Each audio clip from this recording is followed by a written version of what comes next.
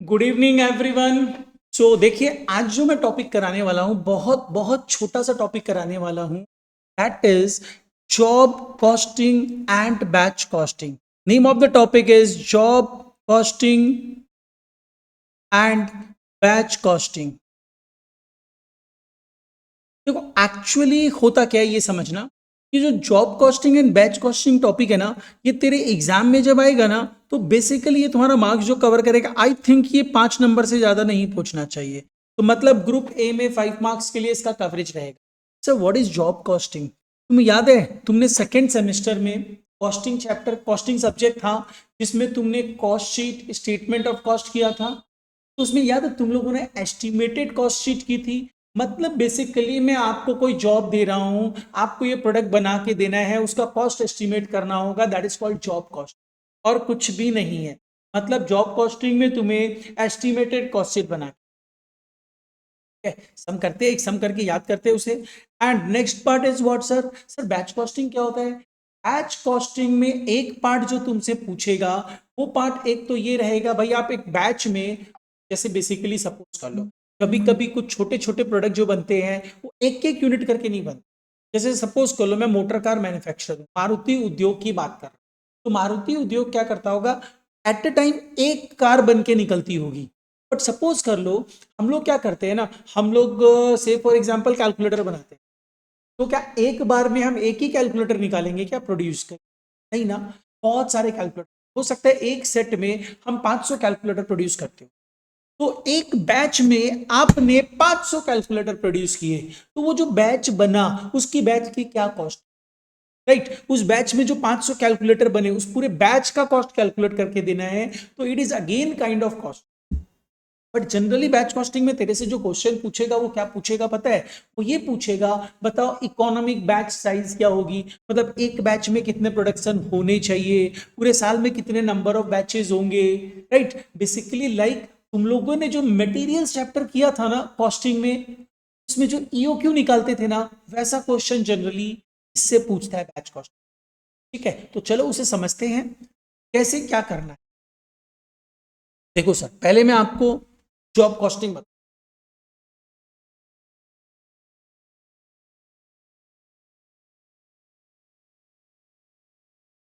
Job costing basically it is nothing, it is just computation of cost of given job। मतलब basically आपको cost estimate करके देना है of a given job. मतलब basically क्या हुआ, you need to prepare estimated cost sheet. In simple words अगर आप याद करने की कोशिश करो, आपको एस्टिमेशन करना है, that is estimation of cost to make a product. एक प्रोडक्ट को बनाने के लिए कॉस्ट एस्टिमेट करना है, एंड वही आपको करके देना है। चलिए मूव करते हैं। मैं एक काम करूंगा ना, इससे एसोसिएट करके, नहीं, क्या एसोसिएट करना है, अपने जॉब कॉस्टिंग से रिलेटेड एक सम करते हैं। देखो भाई क्या दिया हुआ है, इधर आइए। ईयर 2013 में एक बार एक सम पूछा हुआ है, आपको दिया हुआ है दिसंबर 2012, दिसंबर 2012 से रिलेटेड आपको डेटा दे दिए गए हैं। And they are asking you, भाई आप एक काम कर दो। आप क्या काम कर दो, आप हमें इनसे रिलेटेड इंफॉर्मेशन तो दी हुई है, आप प्राइस कोट करो वन टेलीविजन का 2013 में बनाने का। 2012 का डेटा दे दिया, तो आपको नेक्स्ट ईयर के लिए जॉब कॉस्ट एस्टिमेट करके देना है, and that is only job cost. ठीक है, तो कैसे करोगे समझना, बहुत सिंपल सा टॉपिक है, कोई हाथी घोड़ा टॉपिक नहीं है, ना एक्स्ट्रा दिमाग लगाना है। सिर्फ अपने को बीकॉम में कैसा सम आएगा हम अटेम्प्ट कर ले, हम अच्छा मार्क्स ले आए, मुझे नॉलेज भी हो जाए, उतना ही करना है। हाँ, तो अब आओ, सबसे पहला काम मैं ये कर रहा हूं, मैं गिवन डेटा का दिसंबर 2012 का कॉस्ट शीट, आप भी स्टार्ट कर दो साथ साथ। तो हम अब कॉस्ट शीट बनाने जा रहे हैं, ईयर 2013 का सम है। आप जब कॉस्ट शीट बनाओगे, कॉस्ट शीट याद तो है ना बच्चों?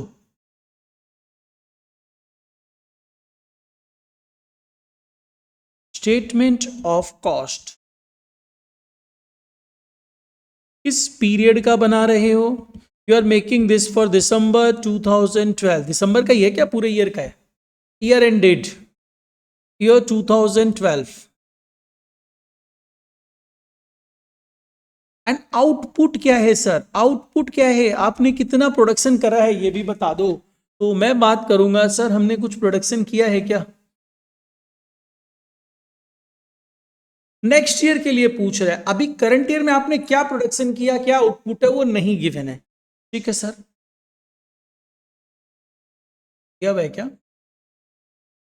नहीं, ऐसा कुछ नहीं दिया हुआ है। प्रोड्यूसर्स टेलीविजन, कितने टेलीविजन प्रोड्यूस हुए हैं नहीं पता है, गिव क्वेश्चन मार्क। अब आप मूव ऑन करोगे स्टेटमेंट ऑफ कॉस्ट बनाने में। स्टेटमेंट ऑफ कॉस्ट का मतलब ही कॉस्ट शीट होता है, ठीक है? तो कुछ एक्स्ट्रा टेंशन मत लेना कि सर ने क्या बोल दिया स्टेटमेंट ऑफ कॉस्ट। सबसे पहले हम क्या करते थे, देखो अब कॉस्ट शीट बनाना पूरा थोड़ा सा ना, मतलब बेसिकली डिटेल पार्ट हो जाएगा, कॉस्टिंग पूरा कॉस्ट शीट समझना पड़ जाएगा। तो मत समझो, जो मैं बता रहा हूं उस फॉर्मेट को फॉलो करो। सबसे पहले आ जाओ raw materials consumed. What about raw materials consumed? 7 lakh का दिया हुआ है सर। देन आप क्या लोगी? Then you will take wages, that is 5,40,000। कोई डायरेक्ट एक्सपेंसेस है क्या? No sir, nothing is given. तो इसको मैं टोटल कर दे रहा हूं, that comes to 7 lakh plus 5,40,000, that is 12,40,000। इसको हम क्या बोलते थे, कुछ याद है? इसको हम बोलते थे प्राइम कॉस्ट। अब इस प्राइम कॉस्ट में आप ऐड क्या करोगे? Factory overhead. इसको याद करो, रिलेट करो, फैक्ट्री ओवरहेड। फैक्ट्री ओवरहेड जब आप लेते हो तो फैक्ट्री ओवरहेड में सबसे पहले क्या लेते हो? फैक्ट्री से रिलेटेड सारे खर्चे। तो शायद आपको यहां पे फैक्ट्री ओवरहेड बोल के ही दे दिया है। Yes sir, it is 1,62,000। This is 1,62,000। मैंने यहां पे लिखा 1,62,000। जैसे मैंने इसे टोटल किया, मैं इसे बोलता था वर्क्स कॉस्ट, याद आ रहा है? Works cost. तो 12,40,000 में 1,62,000 एड ऑन कर दो, दैट विल बी 14,02,000। अब इसके बाद क्या करते थे? अगर कोई क्लोजिंग WIP होता था ओपनिंग डेट का तो ऐड करते थे, एंड क्लोजिंग डेट का क्लोजिंग WIP आप लेस करते थे। नहीं गिवन है, इग्नोर। तो अब इसमें हम क्या करेंगे? फैक्ट्री ओवरहेड के बाद हम लेते थे एडमिनिस्ट्रेटिव ओवरहेड, याद है? Office and administrative overhead. Office and administrative overhead जब हम लेने जाएंगे तो उसमें बेसिकली क्या दिया हुआ है सर? यहां पे 1,12,160 दिया हुआ है, तो मैंने यहां पे ले लिया 1,12,160। जैसे मैं इसे टोटल करूंगा, इसे हम बोलते थे कॉस्ट ऑफ प्रोडक्शन, याद आ रहा है ना? मैं एक काम करूंगा ना, मैं इसके साथ साथ आप लोगों को एक कॉस्ट शीट का वीडियो भी अटैच कर दूंगा। तो अगर किसी को चाहिए, नहीं सर हमें थोड़ा डिटेल दीजिए, तो वो डिटेल वीडियो लेकिन देखना पड़ेगा आपको, मैं उसका लिंक दे दूंगा आपको। अगर लगे नहीं मुझे कॉस्ट शीट समझना है तो आप देख लीजिएगा, और नहीं लगे तो कोई दरकार नहीं है, आप इसको करके जाना, जॉब कॉस्टिंग आप कर लो। अब कॉस्ट ऑफ प्रोडक्शन के बाद हम लोग क्या करते थे सर? अगर स्टॉक ऑफ फिनिश्ड गुड्स होता था तो ओपनिंग स्टॉक ऐड करते थे, क्लोजिंग स्टॉक लेस करते थे। ऐसा करके हमें मिलता था कॉस्ट ऑफ गुड्स सोल्ड। यहां पे कुछ नहीं है तो मैं इसी को कॉस्ट ऑफ गुड्स सोल्ड बोल दूंगा। फिर अपने ऐड करते थे selling and distribution overhead, selling and distribution overhead. तो सेलिंग एंड डिस्ट्रीब्यूशन ओवरहेड अगर मैं लेता हूं तो वो तो शायद सम में गिवन ही नहीं है। सेलिंग एंड डिस्ट्रीब्यूशन ओवरहेड हमारे पास सम्स में नहीं है। ठीक है सर, नहीं है तो छोड़ देते हैं। Okay, nil, it's about nothing. Nothing तो इसको छोड़ दो, अब इसको टोटल करो। इसको टोटल करोगे you will get cost of sales. बस यहीं पे रुक जाते हैं क्योंकि मुझे कॉस्ट शीट नहीं बनानी है, मुझे प्राइस कोट करना है, प्रॉफिट का रिक्वायरमेंट नहीं है, तो हम यहीं पे रुक जाएंगे। That is all about cost of sales 15,14,160। This is your cost of sales. अब देखो जॉब कॉस्ट शीट कैसे बनती वो आपको मेनली समझना। तो अब आप क्या करोगे? जॉब कॉस्टिंग कैसे समझ में आए सर? इन्होंने बोला आप प्राइस कोट करके दो एक टेलीविजन सेट का for the year 2013 of the bright limited. Next year के लिए प्लान करने बोले, that is about job.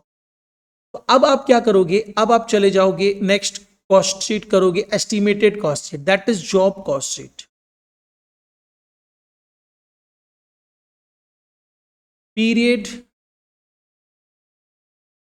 2013, this is estimated period, better to write estimated period 2013। और output 1 television set, TVS television set, 1 television set. तो this is your job cost sheet जिसके output के बारे में आप बात कर रहे हैं। तो सम्स में बोला देखो, एक टेलीविजन सेट बनाने के लिए एस्टिमेशन है, तुम्हें रॉ मटेरियल खर्च करना पड़ेगा 2000 रुपया का, तुम्हें वेजेस खर्च करना पड़ेगा 1400 रुपया का। Since it is a part of the prime cost, ये आपको ऑलवेज दिया रहेगा। एंड आपको वेजेस जो पे करना पड़ेगा that comes to rupees 1400, right. इसको टोटल करो, that comes to rupees 3400। This is about prime cost. अब क्वेश्चन ये आता है, देखो यही, this is the twisted area. अब बात करेंगे सर आप एस्टिमेशन करते समय फैक्ट्री ओवरहेड को कैसे एस्टिमेट करोगे। तो देखो भाई, फैक्ट्री ओवरहेड ऑलवेज जो एस्टिमेट किया जाता है as a percentage of direct wages किया जाता है। जो आपने सेकेंड सेमेस्टर में कॉस्ट मैनेजमेंट 1 में कॉस्ट शीट चैप्टर में पढ़ा था, ओवरहेड चैप्टर में पढ़ा था। तो बेसिकली क्या हुआ, हम लोग फैक्ट्री ओवरहेड को as a percentage of direct wages calculate करते हैं पिछले बेस पे, राइट।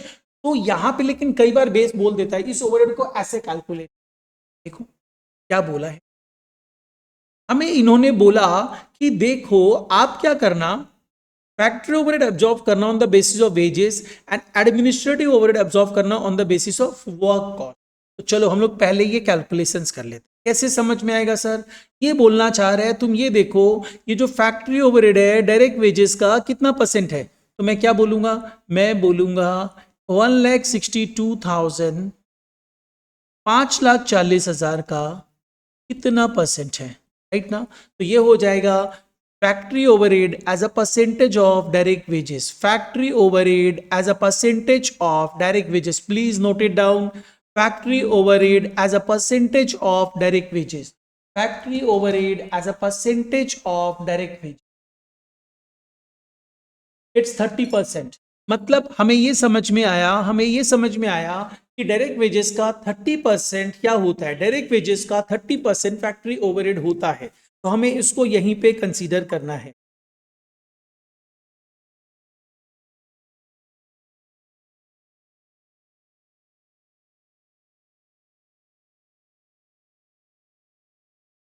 हमें यहीं पे इसको कंसीडर करना है, मतलब मुझे जॉब कॉस्ट के लिए फैक्ट्री ओवरहेड मिल गया, that is 30% of direct wages. मतलब यहां पे डायरेक्ट वेजेस कितना है भाई, 1400 रुपया, उसका 30% वी विल टेक, मतलब 1400 रुपया का 30%, 1400 रुपया का 30%, इट इज 420। तो मैंने यहां पे 420 ले लिया। अब इसको टोटल करो, दिस इज 3820। अब मेरे को ये पता चला this is my works cost, works cost ये मेरा वर्क कॉस्ट है। अब आप क्या करोगे, वर्क कॉस्ट के बाद आप लोगे एडमिनिस्ट्रेटिव ओवरहेड। सब में बोला एडमिनिस्ट्रेटिव ओवरहेड जो आप लोगे as a percentage of, as a percentage of क्या लोगे, as a percentage of work cost लोगे। तो जाइए पहले कैलकुलेट करिए कि एडमिनिस्ट्रेटिव ओवरहेड वर्क कॉस्ट का कितना परसेंट था। मतलब आप यहां पे लोगे ये जो एडमिनिस्ट्रेटिव ओवरहेड है ये इस वर्क कॉस्ट का कितना परसेंट है, ये कैसे निकलेगा, एडमिनिस्ट्रेटिव ओवरहेड ये वर्किंग में दिखाना as a percentage of work cost, as a percentage of work cost. तो यहां पे आप क्या लोगे, एडमिनिस्ट्रेटिव ओवरहेड, मतलब ओवरहेड लोगे एडमिनिस्ट्रेटिव ओवरहेड, किस बेस पे लेना है उस बेस को नीचे लोगे, that is work cost into 100। तो here administrative overhead is 1,12,160 divided by 14,02,000 into 100, you will get कि वर्क कॉस्ट का कितना परसेंट एडमिनिस्ट्रेटिव ओवरहेड होता है, इट्स 8%। मतलब जो भी वर्क कॉस्ट होगा उसका 8% तुम्हारा, उसका 8% तुम्हारा क्या हो जाएगा, एडमिनिस्ट्रेटिव ओवरहेड हो जाएगा। तो in the sum you got कि तुम्हारा वर्क्स कॉस्ट कितना है, एडमिनिस्ट्रेटिव ओवरहेड कितना होगा 8% ऑफ 3820, 3820 का 8% दैट कम्स टू 305 रुपया 60 पैसा। I am taking it as 306 रुपया।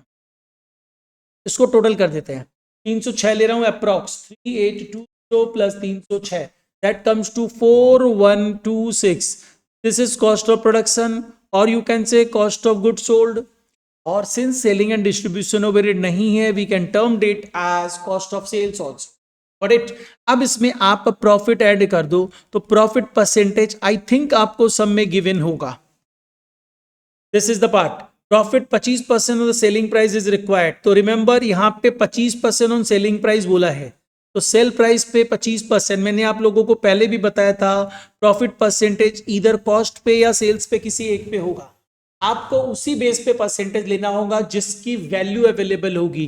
वैल्यू अवेलेबल इज कॉस्ट, तो मेरे को परसेंटेज भी कॉस्ट पे ही चाहिए, कन्वर्ट कर लो, परसेंटेज सेल्स पे दिया गया 25% मतलब can I write it as 1/4 because 25% मतलब 25/100 होता है, तो मैंने इसको 1/4 लिख दिया।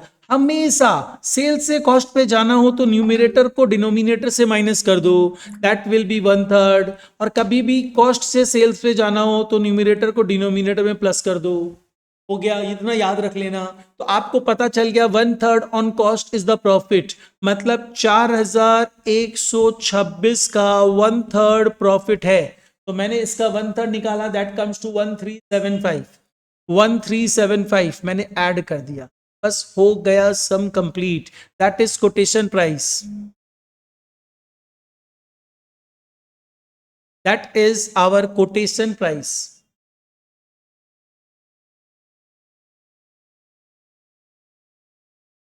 कितना है सर, 1375 प्लस 4126, 5501।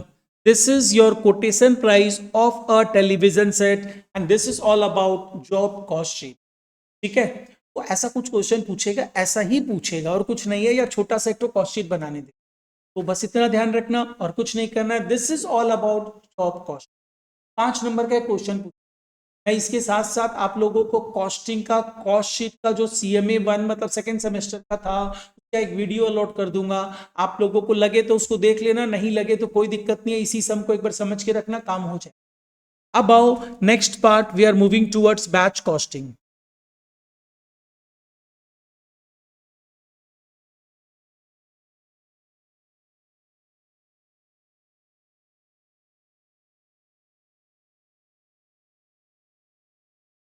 देखो, बैच कॉस्टिंग मतलब क्या हुआ, अगर सपोज कर लो आप क्या करते हो, कोई प्रोडक्ट, बहुत सारे प्रोडक्ट एक साथ बना देते हो, सिमिलर नेचर ऑफ प्रोडक्ट, तो उसमें जो कॉस्टिंग टेक्निक अप्लाई होती है, the technique is known the batch cost. मतलब बेसिकली यू तुम ये बोल सकते हो कि if we produces if we produce say 600 calculators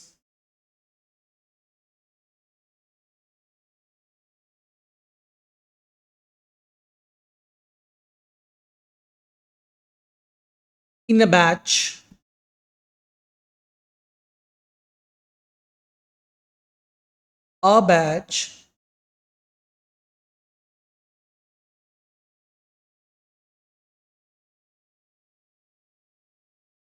it means there is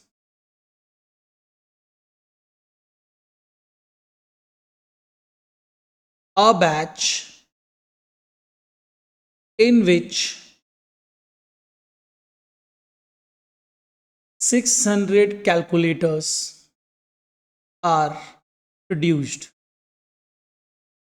output आपका 600 कैलकुलेटर ही है, आउटपुट इज 600 कैलकुलेटर्स, लेकिन एक बैच में बना है।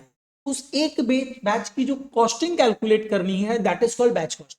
तो मैं क्या करूंगा, इसमें भी तुमसे एक क्वेश्चन जो बनता है वो ये क्वेश्चन बनता है, वन क्वेश्चन जो बनता है वो ये बनता है कि तुमसे मैं पूछ सकता हूं प्रिपेयर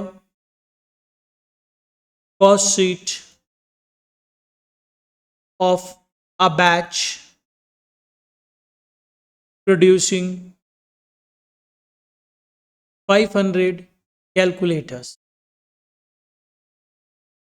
मतलब आप एक बैच में 500 कैलकुलेटर बनाते हो, आपको करके क्या देना है, आपको उस एक बैच का कॉस्ट कैलकुलेट करके देना है। मैं बता दूंगा एक बैच में जो रॉ मटेरियल इंकर होगा कितना होगा, वेजेस कितना लगेगा, ओवरहेड्स कितना लगेगा, सबको ऐड करके बता देना कॉस्ट कितना लगेगा।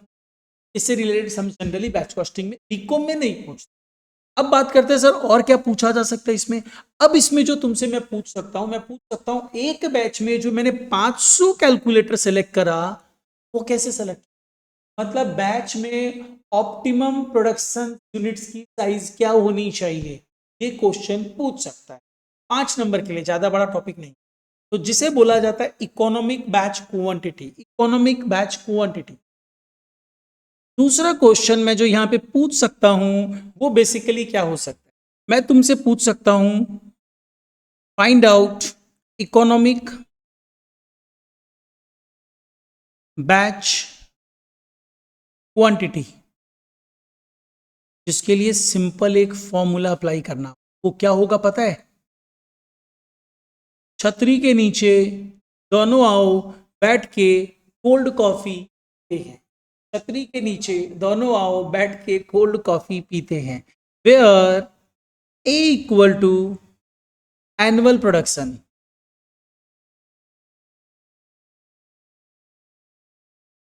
ठीक है, प्रोडक्शन ऑलवेज यूनिट्स में होता है, वैल्यू में नहीं होता। नेक्स्ट आ जाओ, ओ इक्वल टू क्या होगा सर, ओ इक्वल टू, आप जब बैच सेट करते हो ना, एक प्रोडक्शन जब हो जाता है ना तो उसके बाद दूसरे प्रोडक्शन बनाते समय बैच की कॉस्ट आती है, क्योंकि उसमें उसको प्रिपेयर किया जाता है उस बैच को। तो बेसिकली एक बैच को सेट करने का क्या कॉस्ट होगा, that is called setup cost, O refers to setup cost per batch, and CC refers to, अब एक यूनिट को कैरी करने का क्या खर्चा होता है, वो अपना होगा carrying cost per unit per annum.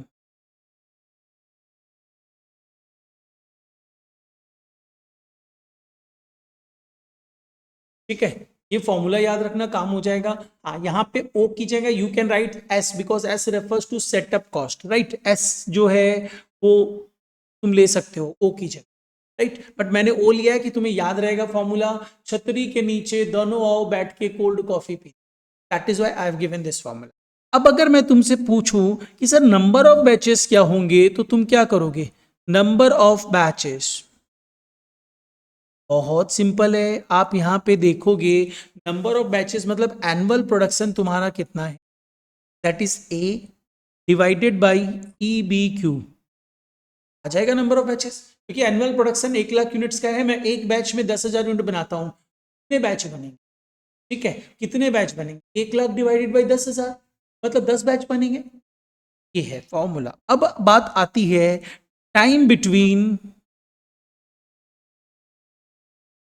To batches क्या होगा, टू कंसेक्यूटिव बैचेस क्या होगा, इसके लिए भी सिंपल फॉर्मूला यूज करना। अगर मैं आपसे मंथ्स में पूछता हूं तो टेक 12, अगर वीक्स में पूछता हूं तो टेक 52, अगर डेज में पूछता हूं तो टेक 365 और divided by number of batches. इससे तुमको पता चल जाएगा एक बैच और दूसरे बैच के बीच में टाइम गैप क्या है। चलो अब तुम लोगों को एक सम करवा देता हूं, तो सम भी एक ही सम करना है, बहुत सिंपल सा सम है। देखो बहुत पहले ईयर 2006 में ऐसा क्वेश्चन पूछा गया था, क्या पूछा है, इन लोगों ने बोला इकोनॉमिक बैच क्वांटिटी निकाल के दो and total number of batches कितने होंगे ये कैलकुलेट करके दो, यू हैव गिवन इन्फॉर्मेशन। चलो इसे सॉल्व करते हैं।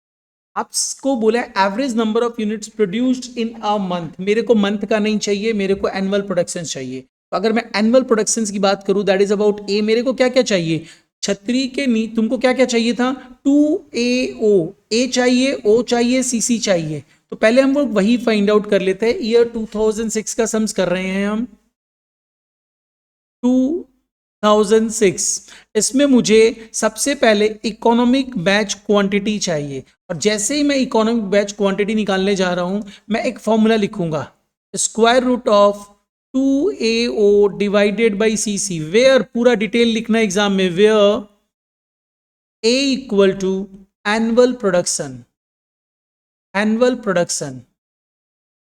एनुअल प्रोडक्शन आपको कितना दिया हुआ है? इन्होंने बोला एक मंथ में 2000 यूनिट प्रोड्यूस होती है, तो अगर मैं पूरे ईयर की बात करूं तो that will be 2000 into 12, that is 24,000 units. चलो ये एक पार्ट हो गया। Where O equal to setup cost per batch, सब में डायरेक्ट गिवन रहेगा। सेटअप कॉस्ट पर बैच देखो गिवन होगा, एक बैच सेटअप करने का 60 रुपया का खर्चा है, ₹60। देन नेक्स्ट मेरे से पूछेगा carrying cost per unit per annum,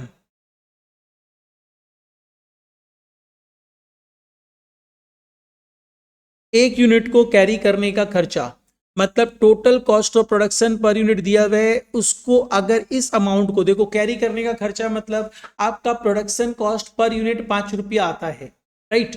जो आप प्रोड्यूस कर रहे हो तो 5 रुपया बैंक में नहीं जमा कर रहे हो, तो बैंक में नहीं जमा कर रहे हो तो आपको इंटरेस्ट रेट का नुकसान हो रहा है ना, and that is carrying cost. ये क्या है? 5 रुपया का 10%, कैरी करने का खर्चा 5 रुपया का 10%, दैट इज ₹50। राइट, तो आपको सारी चीजें मिल गई हैं, जस्ट फॉर्मूला में अप्लाई करना है, अप्लाई कर दो। इन दिस वे हम यहां पे यूज करेंगे 2 इंटू 24,000 इंटू 60 डिवाइडेड बाई 0.50, तो देखो कितना आ रहा है,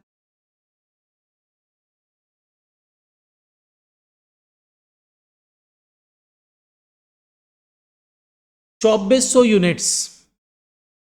मतलब आपको पता चला कि आपको एक बैच में 2400 यूनिट्स मैन्युफैक्चरिंग करनी चाहिए, दैट इज ऑप्टिमम। ठीक है, अब बात करते हैं सर नंबर ऑफ बैचेस कितने होंगे अगर हम ऐसा करेंगे तो। Number of batches A divided by EBQ, where A कितना दिया हुआ है? A is 24,000 units and EBQ is 2400 units. इसका मतलब आपको टोटल ईयर में कितने प्रोडक्शन, कितने बैचेस बनाने पड़ेंगे? 10 बैचेस बनेंगे।